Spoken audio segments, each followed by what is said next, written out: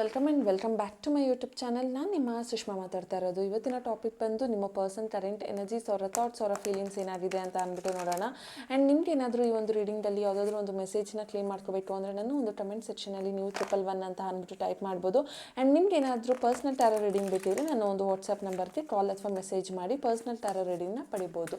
So ನೋಡೋಣ ನಿಮ್ಮ person energy ಏನಿದೆ, ಅವ್ರು ಏನು ಯೋಚನೆ ಮಾಡ್ತಿದ್ದಾರೆ ನಿಮ್ಮ ಬಗ್ಗೆ, ಅವರ ಥಾಟ್ಸ್ ಅವರ ಫೀಲಿಂಗ್ಸ್ ಏನಾಗಿದೆ ಅಂತ ಅಂದ್ಬಿಟ್ಟು ನೋಡೋಣ. ಓಕೆ, ಕಾರ್ಡ್ಸ್ ಬಿದ್ದಿದೆ.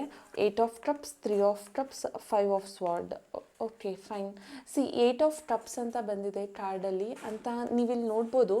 ಈ ಪರ್ಸನ್ ನೀವು ಕೊಟ್ಟಂತಹ ಪ್ರೀತಿ, ಈ ಒಂದು ಪ್ರೀತಿನ ಬಿಟ್ಟು ಅವರು ನಿಮಗೆ ಬೆನ್ನು ತೋರಿಸ್ಕೊಂಡು ಮುಂದೆ ಹೋಗಿದ್ದಾರೆ ಅಂದರೆ ನಿಮ್ಮ ಮತ್ತು ಅವರ ಮಧ್ಯೆ ಒಂದು ನೋ ಕಾಂಟ್ಯಾಕ್ಟ್ ಸಿಚುವೇಶನ್ ಅನ್ನುವಂಥದ್ದು ಇದೆ ಅಂತ ಅಂದ್ಬಿಟ್ಟು ಈ ಪರ್ಸನ್ ನೋಡಿ ನಿಮ್ಮನ್ನು ಬಿಟ್ಟರೆ ಅಥವಾ ನಿಮ್ಮಿಂದ ಅವರು ದೂರ ಹೋದರೆ ಅವ್ರ ಲೈಫಲ್ಲಿ ಏನೋ ಒಂದು ಬೆಸ್ಟ್ ಇದೆ ಅನ್ನೋ ಒಂದು ಮೈಂಡ್ಸೆಟ್ಟಲ್ಲಿ ಇದ್ದಾರೆ. ಇಲ್ಲಿ ನೀವು ನೋಡ್ಬೋದು, ಇಲ್ಲಿ ಸೂರ್ಯ ಉದಯ ಆಗ್ತಿದ್ದಾನೆ ಅಂದರೆ ಈ ಪರ್ಸನ್ನು ಏನೋ ನನ್ನ ಲೈಫಲ್ಲಿ ಇನ್ಯಾರೋ ಬರ್ತಾರೆ ಅಥವಾ ಇನ್ನೇನೋ ನನ್ನ ಲೈಫಲ್ಲಿ ಚೆನ್ನಾಗಿದೆ, ಈ ಪರ್ಸನ್ಗಿಂತ ನನಗೆ ಇನ್ನೇನೋ ಬೆಸ್ಟ್ ಅನ್ನೋವಂಥದ್ದಿದೆ, ನಾನು ಈ ಪರ್ಸನ್ಗೆ ಸ್ಟಕ್ ಆಗಬಾರ್ದು, ಈ ಪರ್ಸನ್ ಜೊತೆ ಇರಬಾರ್ದು, ಕಮಿಟ್ಮೆಂಟ್ ಕೊಡಬಾರ್ದು, ರೆಸ್ಪಾನ್ಸಿಬಿಲಿಟೀಸ್ ಎಲ್ಲ ತೊಗೋಬಾರ್ದು, ಈ ಒಂದು ಕಮಿಟ್ಮೆಂಟ್ ರೆಸ್ಪಾನ್ಸಿಬಿಲಿಟೀಸ್ ಬೇಡ್ದೇ ಈ ಪರ್ಸನ್ ನಿಮ್ಮಿಂದ ಒಂದು ರಿಲೇಷನ್ಶಿಪ್ನ ದೂರ ಮಾಡ್ಕೊಂಡಿದ್ದಾರೆ. ಅಂದರೆ ಈ ಪರ್ಸನ್ಗೆ ಒಂದು ನೀವೇನು ಪ್ರೀತಿ ಆಫರ್ ಮಾಡ್ತಿದ್ದೀರಾ ಅದು ಈ ಪರ್ಸನ್ಗೆ ಈಗ ಬೇಡ, ಅವರು ಅದರಿಂದ ವಾಕ್ ಅವೇ ಮಾಡಿದ್ದಾರೆ. ಬಿಕಾಸ್ ಅವರ ಲೈಫಲ್ಲಿ ಅವ್ರಿಗೆ ಯಾವುದೇ ಒಂದು ಕಮಿಟ್ಮೆಂಟ್ ರೆಸ್ಪಾನ್ಸಿಬಿಲಿಟೀಸ್ನ ತೊಗೊಳೋಕ್ಕೆ ಆಗಲ್ಲ ಅಂತ ಅಂದ್ಬಿಟ್ಟು ಈ ಪರ್ಸನ್ ನಿಮ್ಮಿಂದ ವಾಕ್ ಅವೇ ಮಾಡಿದ್ದಾರೆ ಅಂತ ಅಂದ್ಬಿಟ್ಟು ಫಸ್ಟ್ ಕಾರ್ಡ್ ಹೇಳ್ತಿದೆ. ಆ್ಯಂಡ್ 3 ಆಫ್ ಕಪ್ಸ್ ನೀವಿಲ್ಲಿ ನೋಡ್ಬೋದು, ಇಲ್ಲಿ 3 ಜನ ವ್ಯಕ್ತಿ ಇದ್ದಾರೆ. ಸೊ ಆ ಪರ್ಸನ್ನು ಬಿಕಾಸ್ ಆಫ್ ಥರ್ಡ್ ಪಾರ್ಟಿ ಅಥವಾ ಅವರ ಫ್ಯಾಮಿಲಿಗೋಸ್ಕರ ಅಥವಾ ಅವರ ಫ್ರೆಂಡ್ಸ್ಗೋಸ್ಕರ ಅಥವಾ ಅವರ ವೈಯಕ್ತಿಕ ಕಾರಣದಿಂದ ಫ್ರೆಂಡ್ಸ್, ಫ್ಯಾಮಿಲಿ ಅಥವಾ ಥರ್ಡ್ ಪಾರ್ಟಿ ಸಿಚುವೇಶನ್ ಈ ಥರದಿಂದ ಈ ಪರ್ಸನ್ ನಿಮ್ಮನ್ನು ದೂರ ಮಾಡಿಕೊಂಡ್ರು ಅನ್ನುವಂಥದ್ದು ಕಾಣಿಸ್ತಾ ಇದೆ. 8 of cups with 3 of cups ಅಂತ ಅಂದರೆ ಈ ಪರ್ಸನ್ ಬಂದು ಅವರ ಲೈಫಲ್ಲಿ ಯಾವುದೋ ಒಂದು ಥರ್ಡ್ ಪಾರ್ಟಿಗೋಸ್ಕರ ಅಥವಾ ಅವರು ಪ್ರೆಸೆಂಟ್ ಯಾವುದೋ 3ನೇ ವ್ಯಕ್ತಿ ಜೊತೆ ಅವರು ಲೈಫ್ನ ಲೀಡ್ ಮಾಡ್ತಿರ್ಬೋದು. ಅಂದರೆ ಫ್ರೆಂಡ್ಸ್ ಅಂತ ತೊಗೊಂಡ್ರೆ ಅವರು ಫ್ರೆಂಡ್ಸ್ ಜೊತೆ ಅವರು ಎಂಜಾಯ್ ಮಾಡ್ತಿದ್ದಾರೆ, ನಿಮ್ಮಿಂದ ಡಿಸ್ಟ್ರಾಕ್ಷನ್ ಆಗಿ ಅವರವರ ಫ್ರೆಂಡ್ಸ್ ಜೊತೆ ಹೊರಗಡೆ ಹೋಗೋದು, ಪಾರ್ಟಿ ಮಾಡೋದು, ಟ್ರಾವೆಲ್ ಮಾಡೋದು. ಸೊ ಈ ಥರ ಅವರ ಲೈಫ್ನ ಅವ್ರು ನೋಡ್ಕೊಳ್ತಿದ್ದಾರೆ, ಅವ್ರು ಖುಷಿಯಾಗಿರಬೇಕು, ಅವ್ರು ಸಂತೋಷವಾಗಿರಬೇಕು ಅಂತ ಅಂದ್ಬಿಟ್ಟು.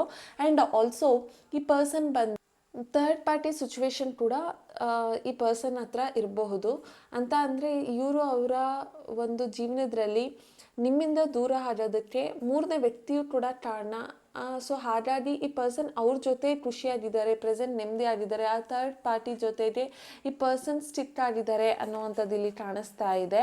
ಬಟ್ ಆ ಪರ್ಸನ್ ನಿಮ್ಮ ಬಗ್ಗೆ ಯೋಚನೆ ಮಾಡ್ತಿದ್ದಾರೆ ಬಿಕಾಸ್ ನಿಮ್ಮ ಮತ್ತು ಅವರ ಮಧ್ಯೆ ಆದಂಥ ಕೆಲವೊಂದು ಮಿಸ್ಅಂಡರ್ಸ್ಟ್ಯಾಂಡಿಂಗ್, ಮಿಸ್ಕಮ್ಯುನಿಕೇಷನ್ ಈ ಪರ್ಸನ್ಗೆ ಅದು ಏನೋ ಒಂಥರ ನೆಗೆಟಿವ್ ಇಂಪ್ಯಾಕ್ಟ್ ಅನ್ನೋವಂಥದ್ದು ಮಾಡ್ತಿದೆ ಅಂತ ಅಂದ್ಬಿಟ್ಟು ಈ ಪರ್ಸನ್ ಫೀಲ್ ಮಾಡ್ತಾ ಇದ್ದಾರೆ. ಸೊ ನೀವಿಲ್ಲಿ ನೋಡ್ಬೋದು, ಈ ಪರ್ಸನ್ ತಲೆಗೆ ಈ ಒಂದು ಕಾಗೆ ಯಾವ ಥರ ಅದರ ಕೂದಲಿನ ತಿಂತಿದೆ, ಅದೇ ಥರ ನಿಮ್ಮ ಥಾಟ್ಸ್ ಅಥವಾ ನಿಮ್ಮ ಒಂದು ನೇಚರ್ ಅಥವಾ ನಿಮ್ಮ ಬಗ್ಗೆ ಈ ಪರ್ಸನ್ ಆಲೋಚನೆ ಮಾಡ್ತಿದ್ದಾರೆ. ಬಿಕಾಸ್ ನಿಮ್ಮ ಮತ್ತು ಅವರ ಮಧ್ಯೆ ಒಂದು ಮಿಸ್ಅಂಡರ್ಸ್ಟ್ಯಾಂಡಿಂಗ್, ಮಿಸ್ಕಮ್ಯುನಿಕೇಷನ್ ಆಗಿದ್ದರೆ ಇದು ಯಾಕಾಯಿತು, ಯಾಕೆ ಈ ಪರ್ಸನ್ ಲೈಫ್ಗೆ ಬಂದರು, ಇವರಿಂದ ನನಗೆ ಏನಾಗಬೇಕಿತ್ತು, ನನ್ನಿಂದ ಇವ್ರಿಗೆ ಏನಾಗಬೇಕಾಗಿತ್ತು ಅನ್ನೋ ಒಂದು ಥಾಟಲ್ಲಿ ಈ ಪರ್ಸನ್ ಇದ್ದಾರೆ ಅಂತ ಅಂದ್ಬಿಟ್ಟು ಕಾಣಿಸ್ತಿದೆ. ಅವರ ಕರೆಂಟ್ ಎನರ್ಜಿ ಪ್ರಕಾರ ಅವರು ಯೋಚನೆ ಮಾಡ್ತಿದ್ದಾರೆ ನಿಮ್ಮ ಬಗ್ಗೆ, but it is not like positive ಆಲೋಚನೆ ಅಂತ ಅಂದ್ಬಿಟ್ಟು ಇಲ್ಲಿ ಕಾಣಿಸ್ತಾ ಇಲ್ಲ. 5 ಆಫ್ ಕಪ್ಸ್ ಆ್ಯಂಡ್ ಅದೇ ನೈಟ್ ಆಫ್ ವಾಂಡ್ಸ್. ಓಕೆ, ಈ 2 ಕಾರ್ಡ್ ಏನು ಅಂತ ಅಂದರೆ ನೀವಿಲ್ಲಿ ನೋಡ್ಬೋದು, ಅವ್ರ ಮುಂದೆ ಎಷ್ಟು ಥರ್ಡ್ ಪಾರ್ಟಿಗಳು ಅಂತ ಇದನ್ನು ಅರ್ಥ ಮಾಡ್ಕೊಳ್ಳೋಣ. 1 2 3. ಓಕೆ, 3ನೇ ವ್ಯಕ್ತಿಗಳು ಯಾರೋ ಅವ್ರಿಗೆ ಹೇಳ್ತಿದ್ದಾರೆ ಅಥವಾ ಮಾತಾಡಿಸ್ತಿದ್ದಾರೆ, ಇವರ ಒಂದು ಮೈಂಡ್ಸೆಟ್ಟಿಂದ, ನಿಮ್ಮ ಒಂದು ಮೈಂಡ್ಸೆಟ್ಟಿಂದ ಇವ್ರನ್ನ ಹೊರಗಡೆ ತೆಗೆಯೋದಕ್ಕೆ ಟ್ರೈ ಮಾಡ್ತಿದ್ದಾರೆ. ಬಟ್ ಸ್ಟಿಲ್ ಈ ಪರ್ಸನ್ ಏನೋ ಒಂದು ಗಿಲ್ಟ್, ಏನೋ ಒಂದು ಬೇಜಾರು, ಏನೋ ಒಂದು ದುಃಖ, ಯಾಕೆ ಅಂದರೆ ಅವ್ರಿಗೆ ಇನ್ನೂ ಮೂವ್ ಆನ್ ಆಗೋದಕ್ಕೆ ಆಗ್ತಾ ಇಲ್ಲ.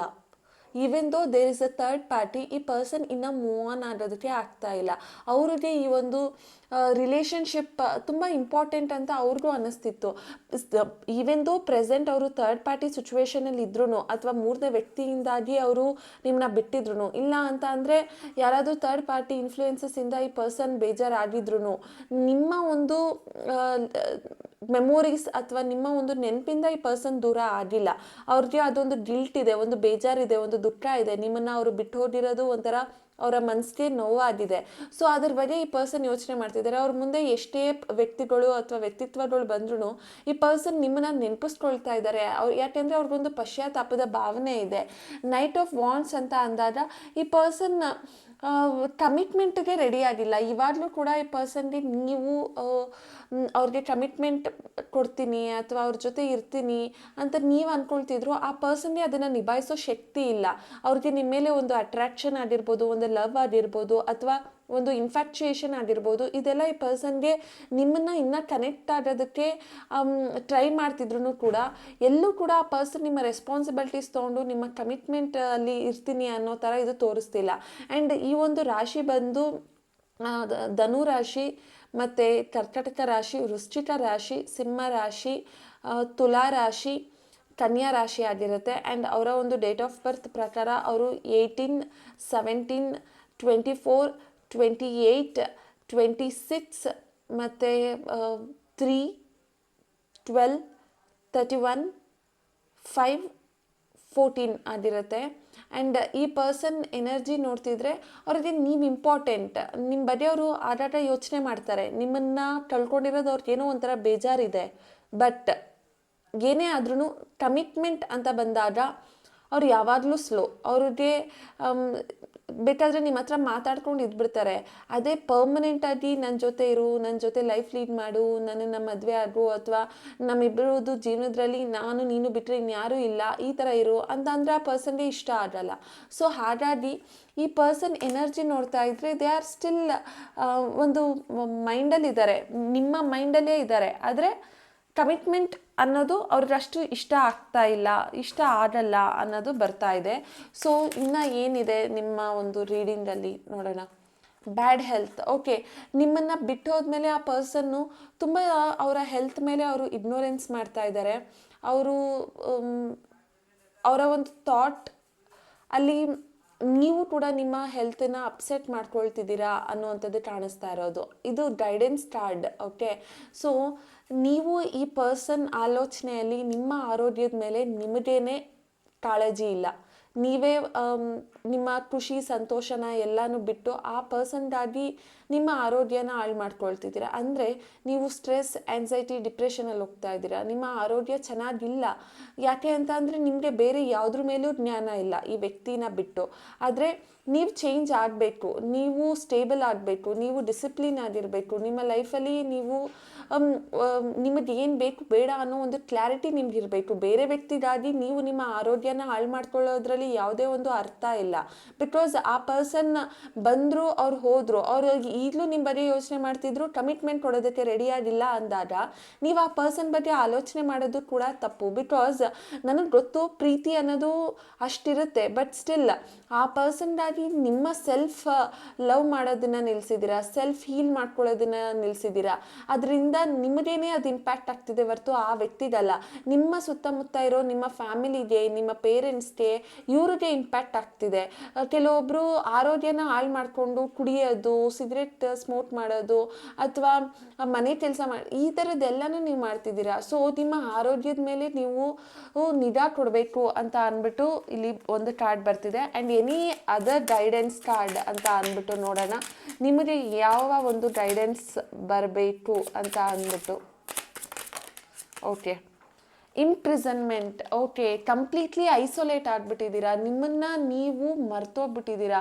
ನಿಮ್ಮ ಲೈಫಲ್ಲಿ ನಿಮಗೆ ಏನು ಬೇಕು ಅನ್ನೋದನ್ನೇ ಮರ್ತೋಗ್ಬಿಟ್ಟಿದ್ದೀರಾ. ಯಾರ ಜೊತೆ ಮಾತಾಡ್ತಿಲ್ಲ, ಟೈಮ್ ಸ್ಪೆಂಡ್ ಮಾಡ್ತಿಲ್ಲ, ನಿಮ್ಮದೇ ಆದಂಥ ಒಂದು ಆಲೋಚನೆಯಲ್ಲಿ ಇದ್ದೀರಾ. But this is not a good habit ಅಲ್ವಾ ನೀವು ಈ ಥರ ಮಾಡೋದು. ಬಿಕಾಸ್ ನಿಮ್ಮನ್ನು ನಂಬಿರೋರು ಎಷ್ಟೊಂದು ಜನ ಇರ್ತಾರೆ. ನೀವು ಅವ್ರಿಗಾಗಿ ಬದುಕಬೇಕು. ಅದನ್ನು ಬಿಟ್ಬಿಟ್ಟು ನೀವು ಯಾರ ಜೊತೆನೂ ಮಾತಾಡದೆ ಏನೋ ಒಂಥರ ಐಸೋಲೇಟ್ ಆಗಿ ಒಂಥರ ಈ ಜೈಲಲ್ಲಿ ಇರ್ತಾರೆ ಗೊತ್ತಾ, ಆ ಥರ ನಿಮ್ಮನ್ನು ನೀವು ಕೇರ್ ಮಾಡ್ಕೊಳ್ದೆ, ಯಾರ ಜೊತೆನೂ ನಿಮ್ಮ ಭಾವನೆನ ಹಂಚ್ಕೊಳ್ದೆ, ನಿಮ್ಮ ಫೀಲಿಂಗ್ಸ್ನ ನೀವು ಸಪ್ರೆಸ್ ಮಾಡ್ಕೊಂಡಾಗ ನೀವು ಗ್ರೋತ್ ಆಗೋದು ಹೇಗೆ, ನಿಮ್ಮ ಲೈಫಲ್ಲಿ ನೀವು ಸಕ್ಸಸ್ ಆಗೋದು ಹೇಗೆ. ಸೊ ಹಾಗಾಗಿ ನಿಮ್ಮ ಆರೋಗ್ಯದ ಮೇಲೆ ನೀವು ಈಗ ಒಂದು ಲೋನ್ಲಿನೆಸ್ ಏನನ್ನ ಫೀಲ್ ಮಾಡ್ತಿದ್ದೀರಾ ಅದರಿಂದ ಹೊರಗಡೆ ಬರಬೇಕು ಅಂತ ಅಂದ್ಬಿಟ್ಟು ನಿಮಗೆ ಗೈಡೆನ್ಸ್ ಬರ್ತಾ ಇದೆ. ಸೊ ಇದಾಗಿತ್ತು ಇವತ್ತಿನ ರೀಡಿಂಗ್. ನಿಮ್ಗೆ ಏನಾದರೂ ಇಷ್ಟ ಆಗಿದ್ರೆ ನನ್ನ ಒಂದು ಕಮೆಂಟ್ ಸೆಕ್ಷನಲ್ಲಿ ತಿಳಿಸಿ. ಆದರೆ ಒಂದು ಏನು ಹೇಳೋದಕ್ಕೆ ಇಷ್ಟಪಡ್ತೀನಿ ಅಂತ ಅಂದರೆ, ನಮ್ಮನ್ನು ನಾವು ಫಸ್ಟು ಇಷ್ಟಪಟ್ಟಾಗ ಬೇರೆಯವ್ರು ನಮ್ಮನ್ನು ಇಷ್ಟಪಡ್ತಾರೆ. ನಮ್ಮನ್ನೇ ನಾವು ಇಷ್ಟಪಟ್ಟಿಲ್ಲ, ನಮ್ಮತನನೇ ನಮಗೆ ಗೊತ್ತಿಲ್ಲ ಅಂದಾಗ ಬೇರೆಯವ್ರು ಯಾಕೆ ನಮ್ಮನ್ನು ಇಷ್ಟಪಡ್ತಾರೆ ಅಲ್ವಾ? ಸೊ ಹಾಗಾಗಿ ಆದಷ್ಟು ನಿಮ್ಮ ಮೇಲೆ ನೀವು ಫೋಕಸ್ ಮಾಡಿ. ಹಾಗಾಗಿ ನೀವು ಯಾರನ್ನ ಇಷ್ಟಪಡ್ತೀರೋ ಅವರು ನಿಮ್ಗೆ ಆಟೋಮೆಟಿಕ್ಕಾಗಿ ಅಟ್ರ್ಯಾಕ್ಟ್ ಆಗ್ತಾರೆ. ಸೊ ಅಷ್ಟೇ ಹೇಳಬೇಕಾಗಿತ್ತು. Thank you.